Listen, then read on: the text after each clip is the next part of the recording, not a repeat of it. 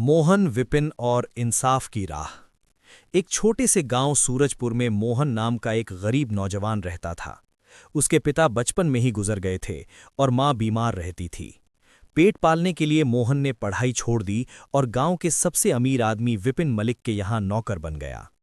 विपिन मलिक के पास खेत, मकान, बैलगाड़ियां और पैसे की कोई कमी नहीं थी, लेकिन दिल में इंसानियत की भारी कमी थी। वो अपने नौकरों को इंसान नहीं, मशीन समझता था। मोहन सुबह अंधेरे से पहले उठता, पशुओं को चारा डालता, खेतों में काम करता, पानी भरता और रात को थक कर जमीन पर ही सो जाता। मजदूरी नाम की, विपिन मलिक अक्सर कहता, गरीब पैदा हुआ है, गरीब ही मरेगा। मोहन ये बातें सुनकर चुप रहता, लेकिन उसके दिल में एक आग जलती रहती थी। अन्याय की हद। एक दिन मोहन की मां की तबीयत बहुत बिगड़ गई। उसे दवा की जरूरत थी। मोहन ने साहस करके विपिन मलिक से कहा, मालिक, मां बहुत बीमार है, थोड़ा पैसा मिल जाए तो। विपिन मलिक हंस पड़ा। नौकर की मां बीमार हो या मरे, मुझे क्या।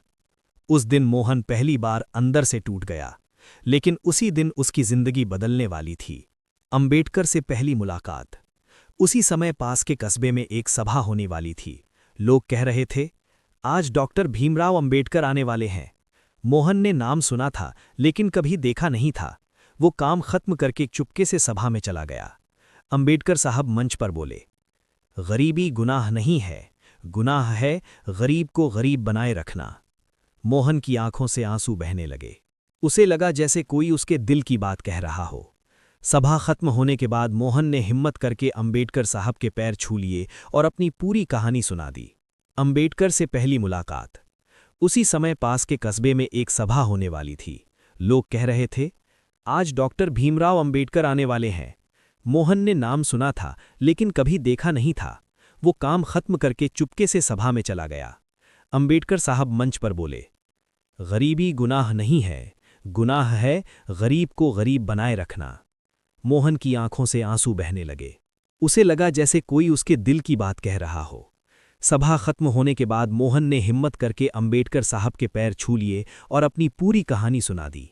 उम्मीद की रोशनी। अंबेडकर साहब ने मोहन को उठाया और कहा, मोहन, तू गरीब है लेकिन कमजोर नहीं। शिक्षा और अधिकार तुझे इंसान बनाते हैं। उन्होंने मोहन को पढ़ाई की सलाह दी, कानूनी अधिकार समझाए और एक छोटे आश्रम में रहने की व्यवस्था भी करवाई। मोहन पहली बार किताब पकड़ रहा था। अक्षर मुश्किल थे, लेकिन हौसले मजबूत। मालिक की साजिश। जब विपिन मलिक को पता चला कि मोहन पढ़ रहा है और अंबेडकर से मिला है, तो वो आग बबूला हो गया। नौकर होकर बराबरी की बात करेगा। उसने मोहन पर चोरी का झूठा इल्जाम लगा दिया और गांव में बदनाम करने लगा। मोहन डर गया, लेकिन अंबेडकर साहब ने कहा, सच के साथ खड़ा इंसान कभी हारता नहीं। न्याय की लड़ाई। मामला अदालत पहुंचा। अंबेडकर साहब ने मोहन का केस खुद लड़ा। उन्होंने सबूत पेश किए, गवाह बुलाए और साबित कर दिया कि विपिन मलिक झूठ बोल रहा है। जज ने फैसला सुनाया, मोहन निर्दोष है, विपिन मलिक दोषी है। पूरा गांव सन्न रह गया। बदलाव की शुरुआत। विपिन मलिक को सजा मिली, मोहन को सम्मान। मोहन ने पढ़ाई जारी रखी, शिक्षक बना और उसी गांव में एक छोटा स्कूल खोला जहां गरीब बच्चों को मुफ्त शिक्षा मिलती थी। आज वही बच्चे कहते, अगर अंबेडकर साहब न होते तो मोहन भी हम जैसा मजदूर ही रहता। अंतिम संदेश। मोहन ने एक दिन बच्चों से कहा, गरीबी भाग्य नहीं होती, अज्ञानता सबसे बड़ी बेड़ी होती है, और जो उस बेड़ी को तोड़े वही सच्चा नायक होता है। का संदेश। शिक्षा सबसे बड़ा हथियार है। अन्याय के खिलाफ आवाज उठाना जरूरी है। इंसान की पहचान उसकी जाति या गरीबी नहीं, उसके हौसले होते हैं। Slide the rope to pull the person out of the water.